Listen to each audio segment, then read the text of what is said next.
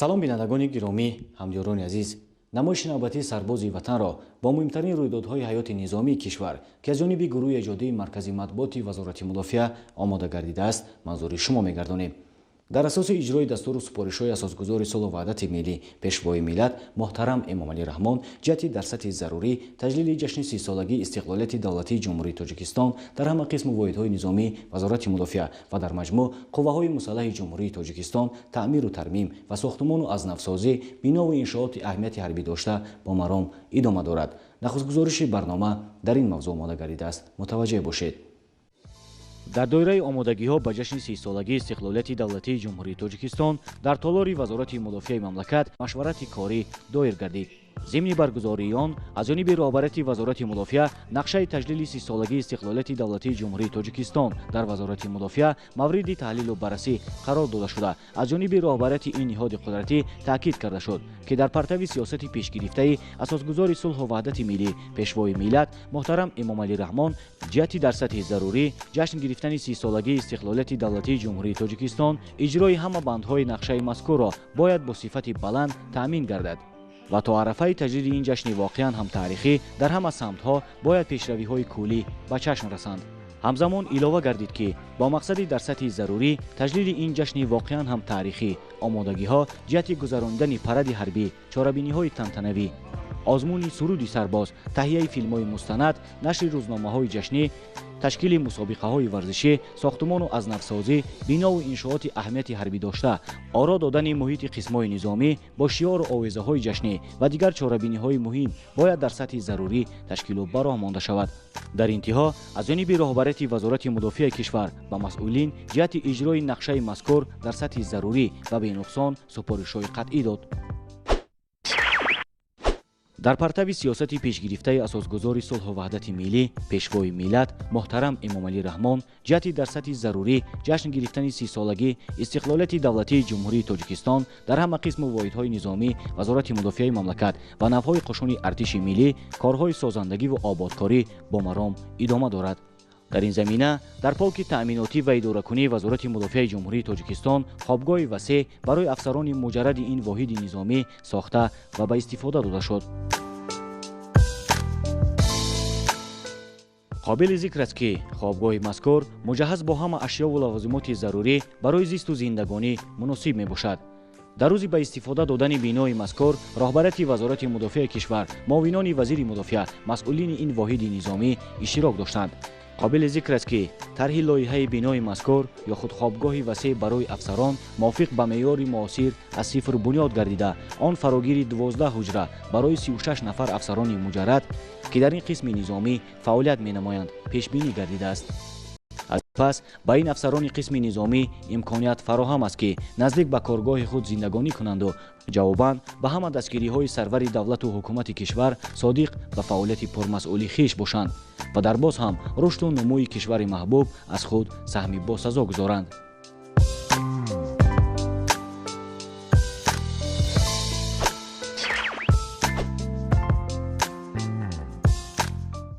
ҳамзамон ҳафтаи равон дар доираи омодагиҳо ба ҷашн гирифтани 30-солагии истиқлолияти давлатии ҷумҳурии Тоҷикистон дар яке аз қисмҳои низомии вазорати мудофиаи кишвар дар гарнизони Хатлон бинои васеъи таълимӣ бунёд гардид. дар рӯзи ба истифода додани бинои мазкур роҳбарияти вазорати мудофиаи кишвар, масъулини ин воҳиди низомӣ иштирок дошта ба сифати сохтмони ин бинои васеъи замонавӣ баҳои баланд доданд. қобили зикр аст ки ин бинои васеъи таълимӣ дар артиши миллии ҷумҳурии Тоҷикистон ягона бинои васеъ мебошад ки аз сифр мувофиқ ба стандарти муосир бунёд гардида аз 2 ошёна иборат мебошад. даҳлези ошёнаи якум ва ошёнаи дуюми бинои мазкур мувофиқ ба стандарти ҷаҳонӣ васеъ буда барои дар як баст ба синфхонаҳо ворид гардидани 2 гурӯҳ муносиб мебошад. бинои мазкур дорои 9 синфхона буда ин ҳам бошад барои омӯзиши дарсҳои назариявӣ синфхонаҳои соҳавӣ мутобиқ гардонида шуда муҷаҳҳаз бо ҳама ашёву лавозимоти зарурӣ мебошад ва дар синфхонаҳои васеъи он дар маҷмӯъ дар як баст метавонанд беш аз 400 нафар ба омӯзиш ҷалб шаванд. бо дастгирии асосгузори сулҳу ваҳдати миллӣ пешвои миллат сарфармондаи олии қувваҳои мусаллаҳаи ҷумҳурии Тоҷикистон як бинои таълимии методӣ бо тамоми шароитҳои муосир муҷаҳҳаз гардонида шудааст ва сохта ба истифода дода шуд. ҳамзамон барои афсарони ин воҳиди низомӣ дар дохили ин бино ҳуҷраҳои корӣ ташкил гардидааст ки бунёди чунин утоқҳои корӣ сатҳи муосир бешак ба сифати таълим мусоидат менамояд. ҳудуди бинои таълимӣ низ бо дарахтони сояафкану ороишӣ мувофиқ ба тарҳи муосир гардонида шуда барои дар оянда ба мавзеи бунёди гулгашти нав муносиб мебошад. ҳамзамон дар ҳудуди бинои мазкур барои истироҳату фароғат ва суҳбати ҳайати шахсӣ мавзеи махсуси суҳбатороӣ ташкил гардидааст. ҳайати шахсӣ ба дастҳо ҷалб гардида дар вақти танаффус бо ҳамхизматони хиш суҳбати озоду самимӣ доир менамоянд. мо шукрона сарфармондаи олии қувваҳои мусаллаҳ мекунем ки имрӯзҳо дар ҳамаи қисмҳои ҳарбӣ биноҳои замонавӣ бунёд шуда истодааст. имрӯз дар ин қисми ҳарбии мо бинои нави маркази таълимӣ мавриди истифода дода шуд. мо сарбозон шукрона аз сулҳу ваҳдат, шукрона аз истиқлолият, шукрона аз тинҷӯю оромӣ мекунем ки имрӯз дар як қисми ҳарбӣ зебову барҳаво адои хизмат карда истодаем. ҷавобан ба ҳамаи ғамхориҳои сарфармондаи олии қувваҳои мусаллаҳ ваъда медиҳем ки ба ватани худ содиқона хизмат мекунем. қобили зикр аст ки ҷиҳати боз ҳам ба талаботи замони муосир гардонидани ҳама шароити зарурӣ дар қисмҳои низомии вазорати мудофиаи кишвар ва дар маҷмӯъ қувваҳои мусаллаҳи ҷумҳурии тоҷикистон аз ҷониби сарфармондеҳи олии қувваҳои мусаллаҳи ҷумҳурии тоҷикистон генерали артиш Эмомалӣ Раҳмон тадбирҳои саривақтӣ амалӣ карда шуда беҳтарин шароит барои дарсу тамрин дар қисмҳои низомӣ ва машгоҳҳои дурдасттарини артиши кишвар муҳайё гардидааст.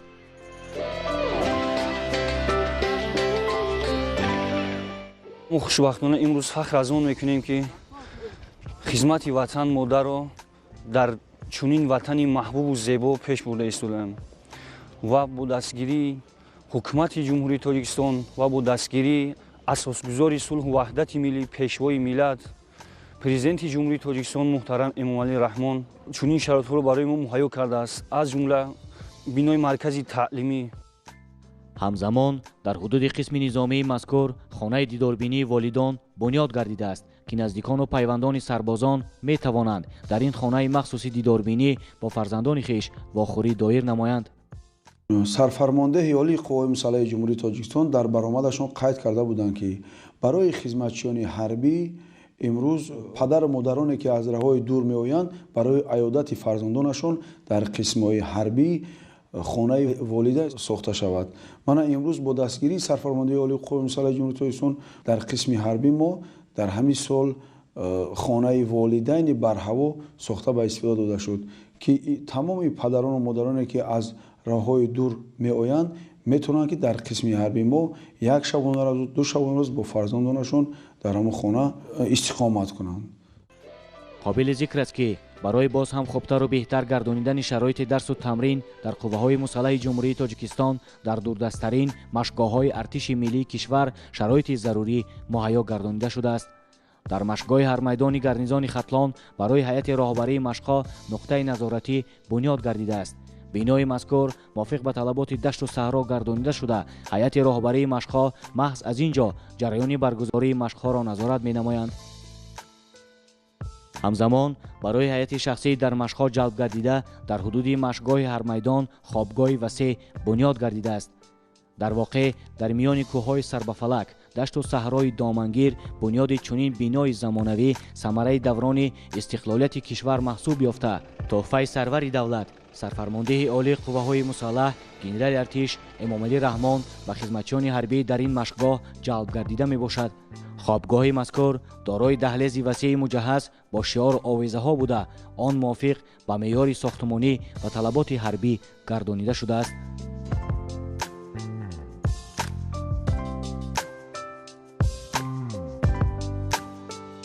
дар воқеъ бунёди чунин биноҳои замонавӣ аз марказҳои шаҳру ноҳияҳо сар карда то дурдасттарин қисмҳои низомиву машқгоҳҳо ин ҳама дар партави сиёсати пешгирифтаи сарвари давлат дар самти бунёдкориву созандагӣ маҳсуб ёфта самараи даврони соҳибистиқлолии кишвар мебошад.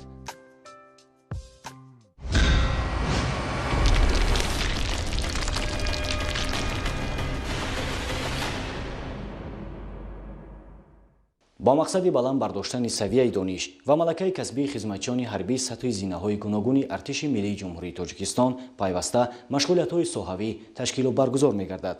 همکسبانمان در این موضوع گزارش تهیه نمودند. متوجه باشید. дарсу таълимоти низомӣ дар қувваҳои мусаллаҳ асосан ду давраро дар бар гирифта он аз рӯи муқаррароти мавҷуда ба таври назариявию амалӣ ҷараён мегирад. даври якуми хониш дар артиши миллӣ аз моҳи январ оғоз гардида то охири моҳи май идома меёбад ва оғози даври дуюми он бошад моҳи июл буда охири моҳи ноябр ҷамъбаст карда мешавад. дар ин муддат хизматчиёни ҳарбӣ ба омӯзиши фанҳои мухталифи низомӣ ва махсусиятҳои касбиву соҳавӣ фаро гирифта шуда зимни натиҷагирии он ҳайати шахсӣ аз навъҳои силоҳу муҳимоти оташфишони ҷангӣ санҷиш месупоранд. дар идомаи амалинамоии ин ҳадаф ҳафтаи сипарӣ гардида дар машқгоҳи фахрободи гарнизони хатлон бо ҷалби хизматчиёни ҳарбӣ дастгоҳи марказии вазорати мудофиа ва ситуди генералии қувваҳои мусаллаҳ машғулиятҳои саҳроии тирпаронӣ ташкилу ба роҳ монда шуд.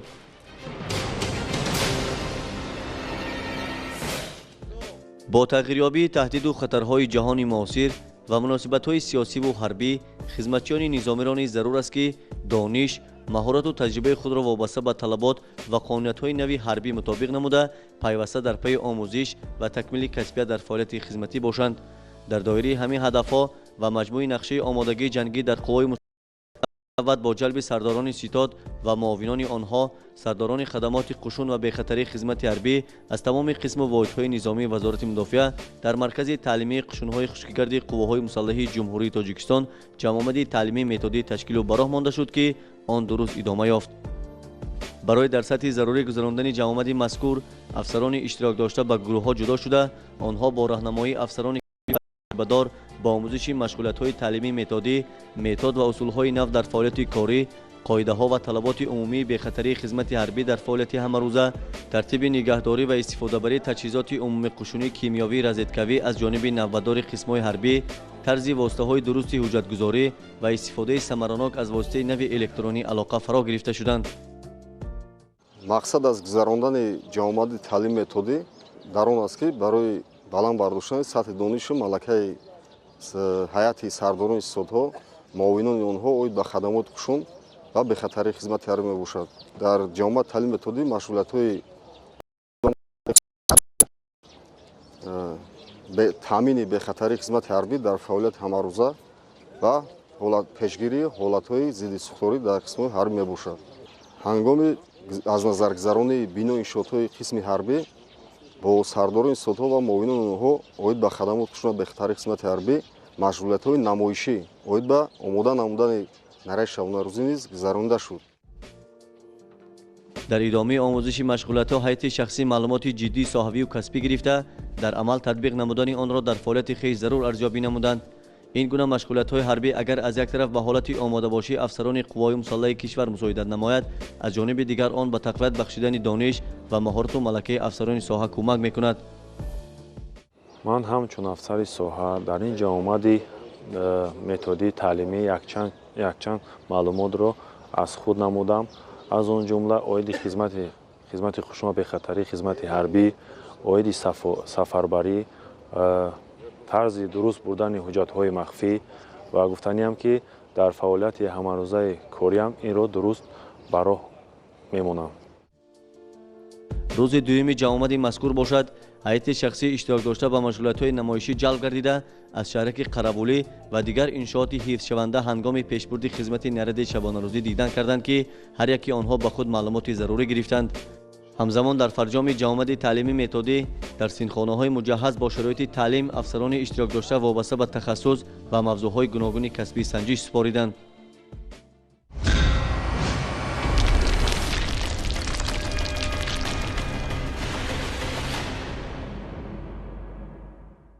با مقصد باز هم بلند برداشتن حسی وطندوستی و میهنپرستی مکتبچگان هفته روان در یک از مکتب‌های تحصیلات میانه عمومی شهر حصار چاره‌بینی باشکوه تحت عنوان حمایه وطن رسالت ما جوانان است برگزار گردید.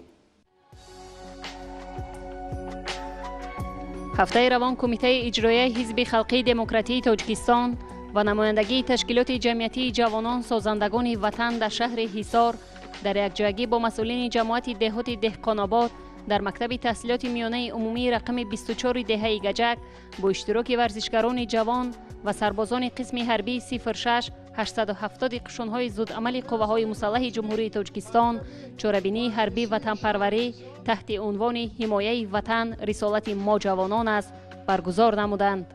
ضمن آغاز چاره‌بینی مسئولین وابسته به تربیت جوانان و نورسان در روحیه بلند وطن دوستی، خودشناسی و خودآگاهی ملی سخنرانی نموده قید کردند که جوانان ادامه دهنده سنت‌های تاریخی و فرهنگی ملت خود، سرچشمه تشبس‌های بزرگ، منبع غایه‌های نو، ایجادکاران تقدیر امروز و آینده تاجیکستان صاحب استقلال میباشند.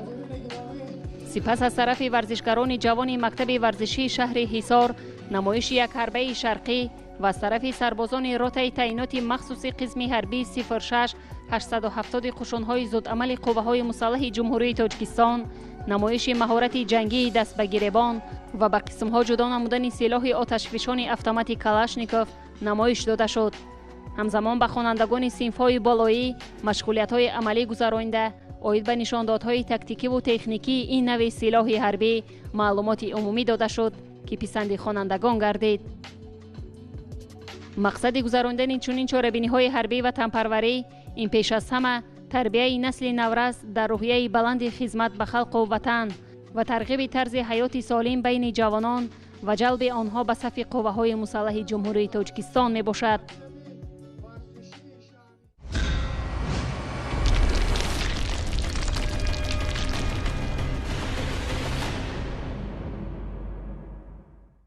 بینندگان گرامی، در اینجا رسیدیم به فرجام برنامه سربازی وطن. خیر تا برنامه‌های نوبتی شاد و پیروز باشید.